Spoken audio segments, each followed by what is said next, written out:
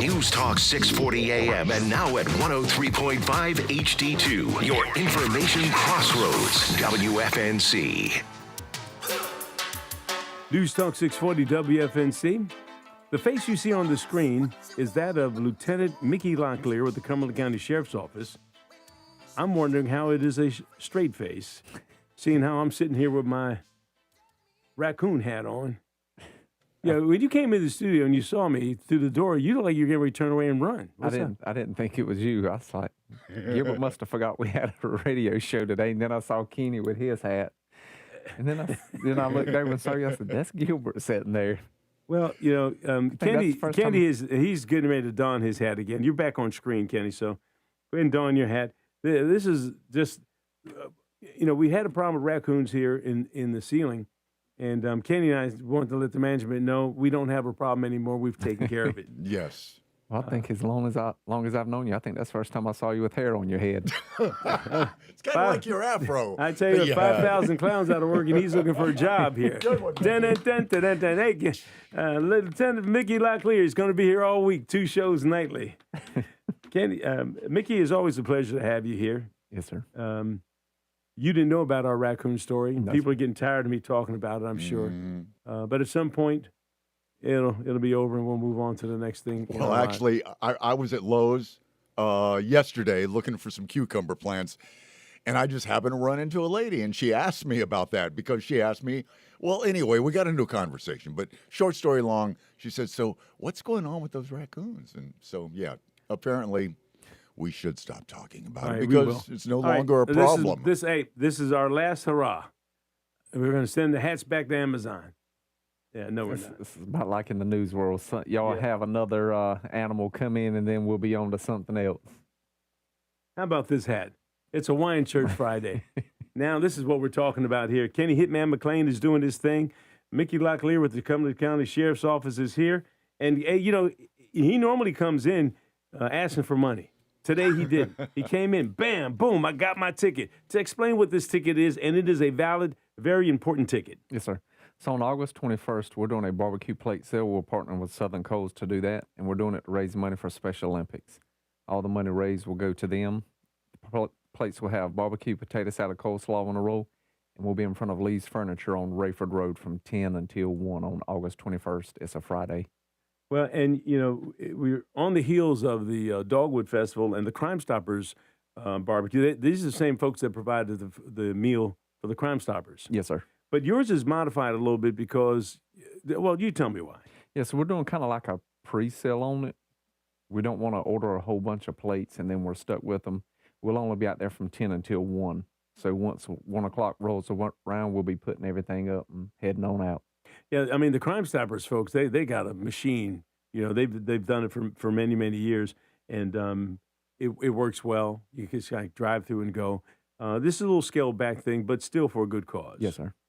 So how much are tickets and how can people get them? They're $10. They can make contact with me at the number on the flyer, and then we can get them. Or if they just want to show up, we will have a few extra plates, but like I said, we don't want to order a whole large amount, and then at 1 o'clock we're stuck with 100 or 200 plates. Well, I mean, the simple thing to do if that's the case is call Kenny Hitman McLean. They got a couple extra 100 plates of barbecue. Kenny, what are you going to do? Who are you going to call? Ghostbusters? No, it's smoking coals. I am just going to show up and, I'll probably pick them all up, but maybe I'll spread the wealth and hand them out to people I can find. Does that mean he's showing up with the company credit card? Either that or his own. I tell you that much. But in any event, we always support these Yes, things sir. that we have going on in the community. You and I were talking a second ago, and there is the scam that's still going on that people are falling for and losing money. What is it? So between the jury duty scams and warrant scams, people are still falling for it. They'll call and say they have a failure to appear for failing to go to jury duty. You pay us $1,000 and we won't come and arrest you. So they go and get these green dot cards or put money in the Bitcoin ATM. And then once they do that, there's no way for us to track it. It's gone. Same way with a warrant. They'll say, hey, you've got a warrant for such and such. Best thing to do is call 911. They can connect you to the watch commander or sheriff's office, depending on wherever you may be. A lot of times they're going to tell you not to hang up. So you can call 911 or just go to the police department, come to the sheriff's office and say, hey, I'm on the phone with this person. They're telling me I've got a warrant. Because the thing is, if you show up to the sheriff's office and we say you don't have a warrant, you've done and paid them $1,000 or $2,000, whatever it may be, that's money you're going to be out of.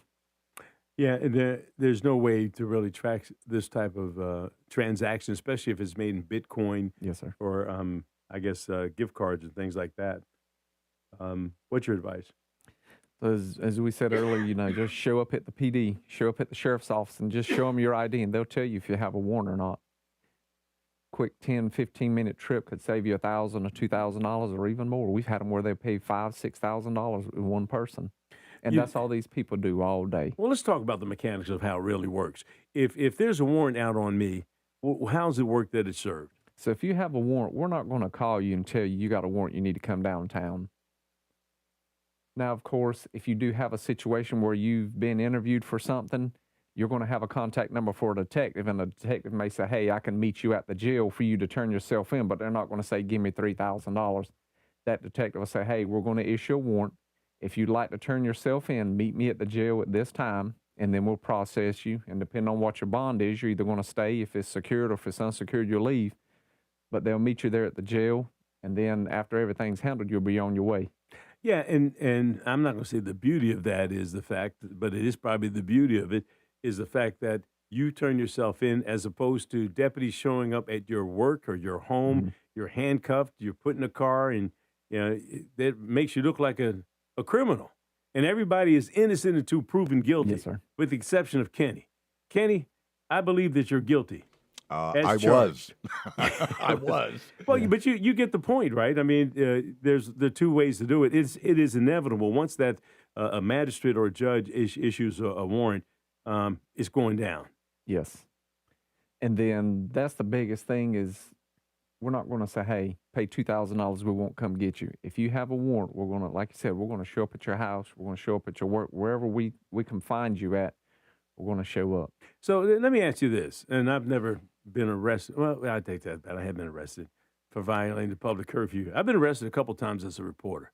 I didn't break any laws, but I broke a law. But in any event, I was not put in handcuffs. If you show up at somebody's house, is it mandatory, just protocol, that a person is going to be handcuffed? Or can they say, just let me get in the car and I'll get in the back? No, sir. We're going to search you. We're going to put cuffs on you and then take you downtown. So that's that's if you don't decide to just go downtown without handcuffs on your own. Yes. If they, like I said, if you're talking with the detective and they tell you they're taking warrants out, then they'll say, meet me at the jail. And pretty much at that point, now they're going to put cuffs on you. They'll take you through the gate and then take you inside the detention center. So that'll be the only point. If you meet them there, that'll be the only point you'll have handcuffs is from the time that you walk through the secure area and inside the jail. Right, and then you'll be processed, and at some point, if you can make the bond, the handcuffs come off, and you go home. Yes, sir. Okay. All right, now let's talk about the jury scam, because that's a little bit different in terms of how it plays out. How does it play out? So they'll call you and tell you have a warrant for failing to appear for jury duty, and they just keep calling people's names and numbers, and some of the people will even actually, after speaking with the detectives, they'll say, I don't even remember getting a jury summons. Well, if you didn't get the jury summons, then why are you paying somebody? Because they just pick random people. Well, they fish. Yes, they sit in a little room all day, and they can sit there and make $8,000 and $10,000 in a day just by calling people. And that's the biggest thing, I think, is when they say, don't hang up, you need to stay on the phone with me to make this happen. And we've actually had a couple of people show up at the sheriff's office, and they're on the phone with the person, and they say, hey, I'm on the phone. They're telling me I've got to pay this amount of money to keep from being arrested, and we just simply tell them to hang up. Well, and so at that point, you're not trying to track the call or anything like that.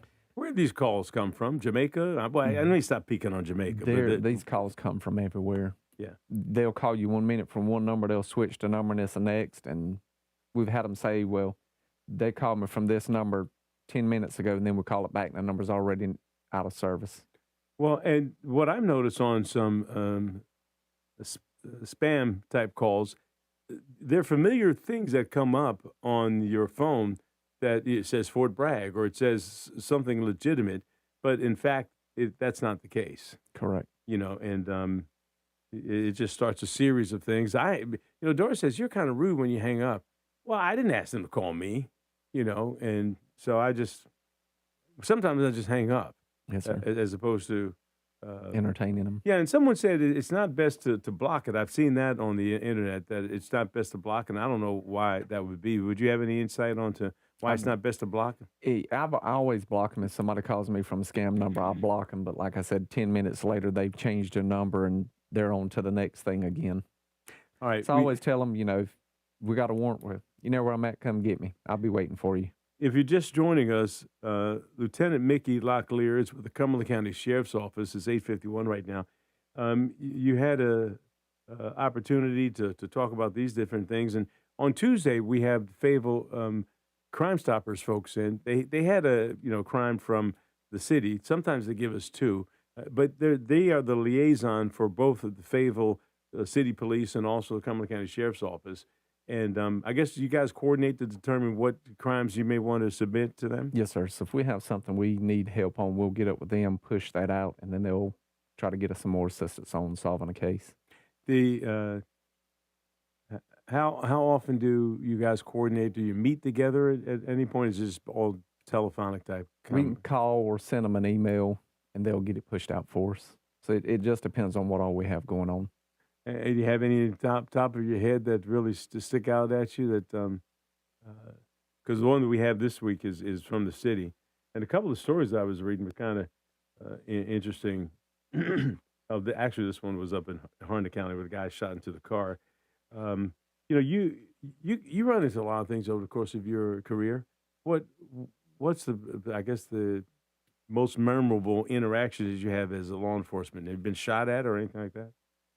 No, sir. You haven't been shot at? Nothing too crazy, but there's always a bunch of different situations you can be in.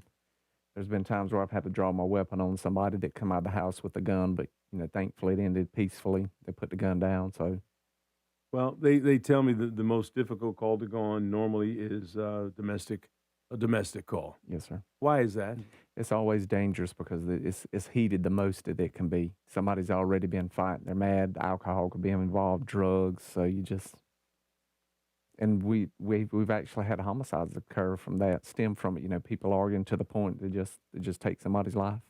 Yeah, and late night hours as well. Mm-hmm. I had a young lady here whose son was committed suicide up on Honeycutt Road. I don't know if you're familiar with the story. It was a traffic stop on Post. MP stopped them for speeding on Honeycutt. Speed limit there, I believe, is 35 or 45.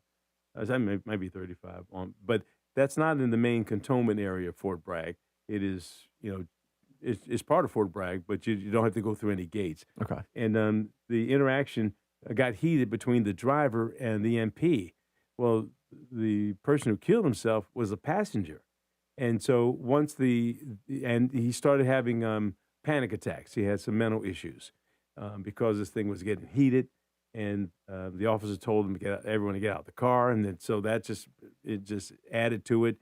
The mother was concerned because other passengers in the car said that the individual who took his life was asking for some help, But the bridge that we had to cross there is the fact that you, as a law enforcement officer, can't call medical help in if the area is not secure. That's correct. And so someone could bleed out. As if the thing is, if a situation's happening and somebody needs help, but the scene's not secure, and we let EMS and fire in, somebody still has a gun, somebody still has a knife or baseball bat, we invite other people in and say, hey, come on up. And that could turn into one patient, could easily turn into 5, 6, or 7, and we're ultimately responsible for that. That is our job when we get there, to secure the scene. Yeah, it kind of reminds me of the time Fayetteville Police was having a shoot, don't shoot session. They invited reporters in, and the scenario was, on a big screen. And if you've never done that, it looks like real life. Mm-hmm. The screens are big enough for everyone to be full size. And there was a guy in a car, in a pickup truck outside a bank with this. That was my scenario, holding a gun to his head.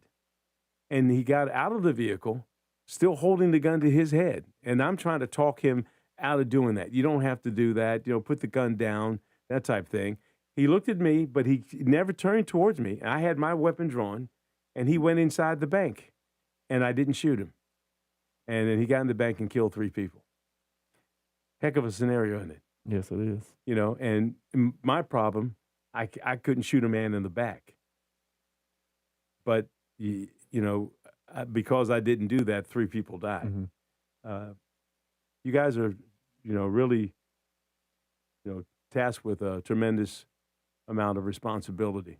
Yes, sir. Every day. And we appreciate the work that you do in our community. Well, thanks, sir. And we appreciate the fact that you always come in here with some goodies. Thank you. Yes, sir. All right. Y'all both welcome. We got one other thing I want to hit real quick. Yeah. Tomorrow we're having our fun fair. It's the end of school, like a community day. The whole community's invited. Anybody in Cumberland County that wants to come, it's going to be at the Fuller Center, 314 Jasper Street. There'll be a 3-point basketball competition. There'll be cornhole tournaments. There'll be food trucks. They'll have popcorn, snow cones, face paint, and bouncy houses, games, and then creative stations. So it's basically bringing the kids and families together. So all the money's raised from that also will go to Special Olympics. So it'll be from 10 to 3 p.m. tomorrow, rain or shine. If it starts to rain, there's stuff that they'll be able to do inside. Where at? 314 Jasper Street. It's at the Fuller Center. Fuller Center, okay. Kenny, you talk about food and fun thing, bouncy houses. Kenny's going to be there. I'm going for the face painting. Yeah, he's going to be. All right, Mickey, we appreciate you, buddy. Thank you so much. We'll look for you in 2 weeks, and we'll share some more information that's important to our community. Yes, sir. You're listening to News Talk 640 WFNC, and we've got Fayetteville's most dependable forecast with CBS 17 meteorologist Rachel Dunsey. Today will be a mainly sunny Friday with a high of 86. Tonight will be partly cloudy with a low of 68. Saturday will be partly cloudy with a few showers and a high of 85. And Sunday will be mostly sunny with a high of 79. After an overall pleasant weekend despite a little rain on Saturday, Monday will also start with rain before we dry out with sunny days and highs in the 80s most of next week. That's your Fayetteville forecast. I'm CBS 17 meteorologist Rachel Dunsing. All right, Rachel, thank you so much. Right now, 75 degrees in Fayetteville, Fort Bragg.